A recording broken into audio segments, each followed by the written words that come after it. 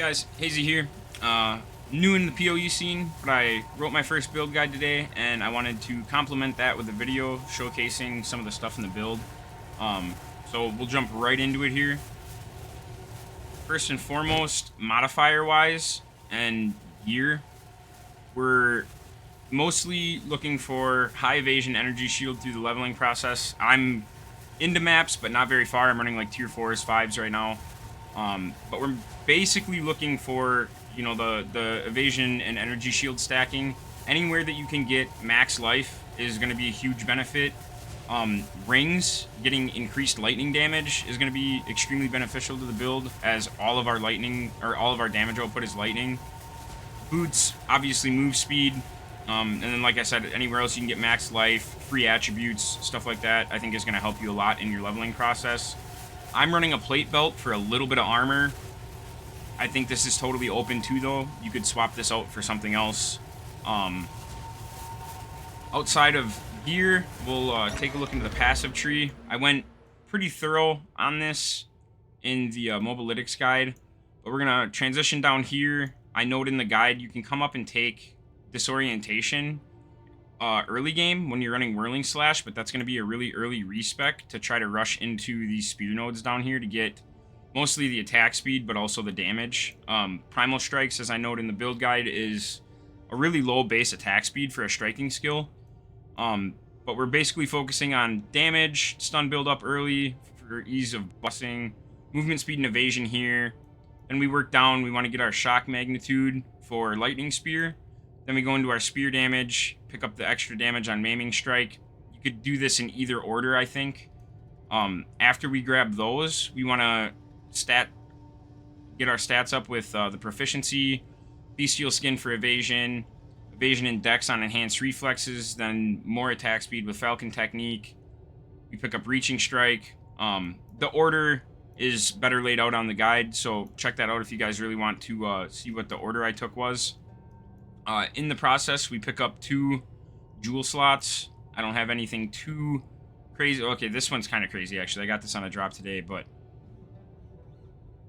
jewels, shoot for, you know, energy shield recharge, lightning damage, damage with spears. That's going to be your bread and butter. And then after we get all of our damage and stats, we start picking up our companion nodes here and down here. I do want to note that long distance relationship here.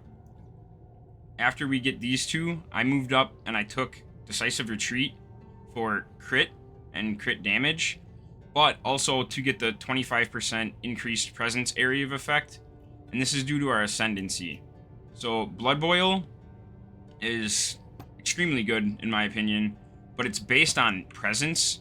So growing our presence size is going to allow us to apply these stacks sooner and to more enemies at a time.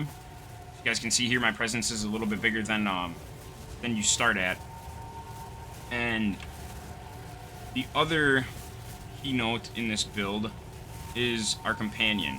So Primal Strikes only does its spirit bonuses when you're attacking a shock target. So I use Conduction on Lightning Spear to try to get that for free off of my ranged, you know, your scattered spear.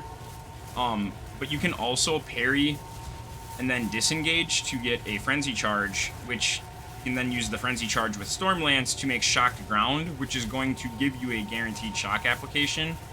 And we complement this with expanse, so we get 50% more area of effect and put this on a cooldown, because in all honesty you're not using it that much, but it's nice to have that wide area of shocked ground.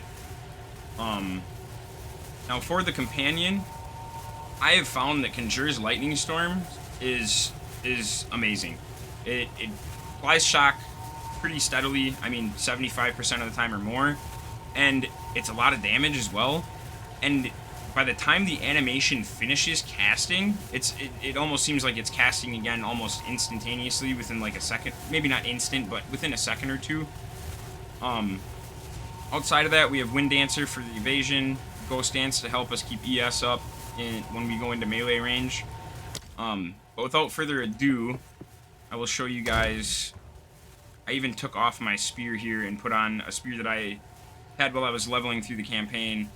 Show you guys kind of how much damage this build can do, because it's kind of a lot.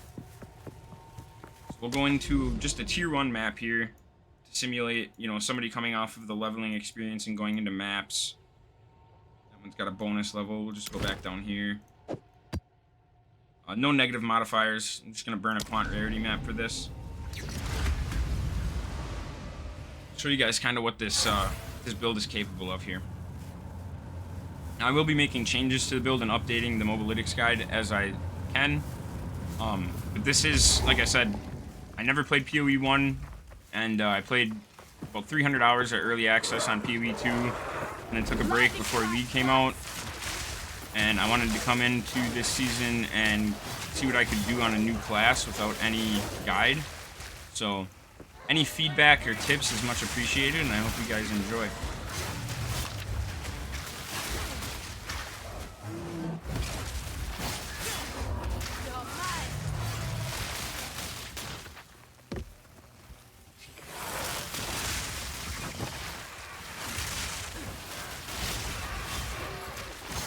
You guys can see there, this lightning storm applying shock is amazing.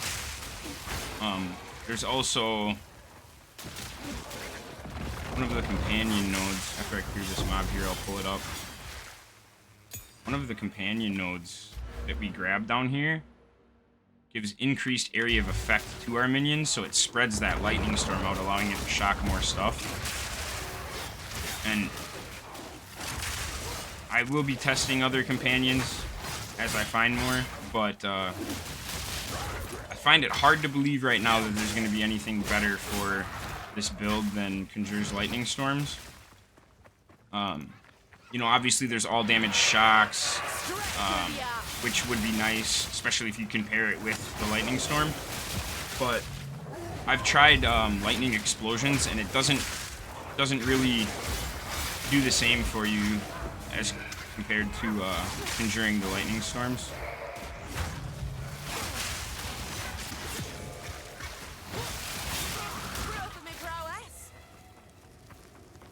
And another thing, the presence added for Blood Boil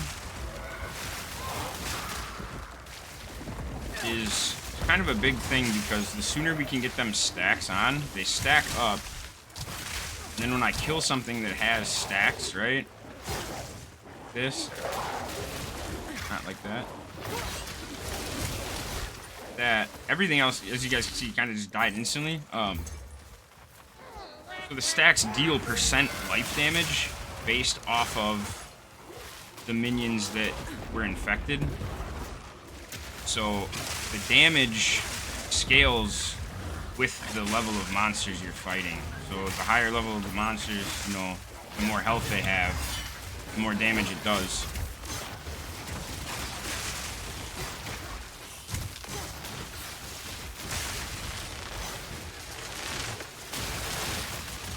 This will probably be a short video, but I'm sure there will be future videos coming as I receive feedback from anybody, and I make my own changes that will go a little bit more in depth and highlight some specific parts.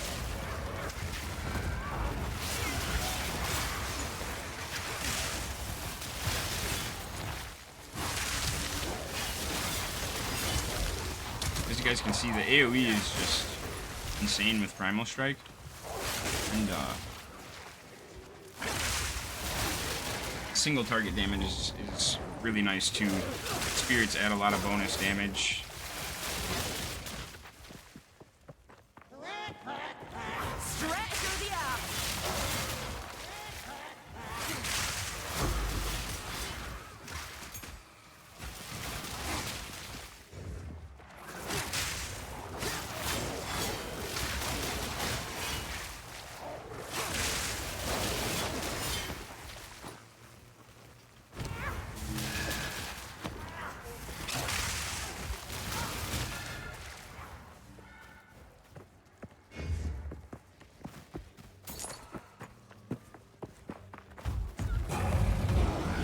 The longer we kite things with Blood Boil, the more stacks it gets.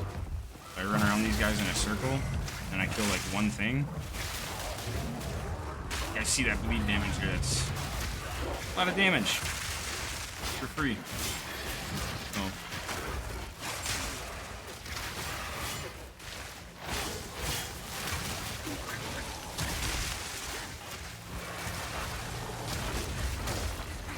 I also have Thunderous Leap as I think it's called the Shocking Leap support gem.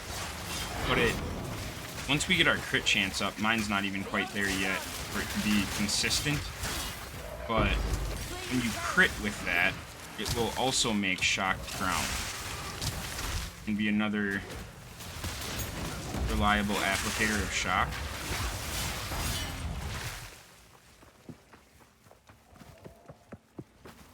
Yeah, I won't make you guys sit through this entire map with me. I just wanted to give a little bit of showcase as to complement the written guide that I uploaded earlier today. But I hope you guys check it out and enjoy.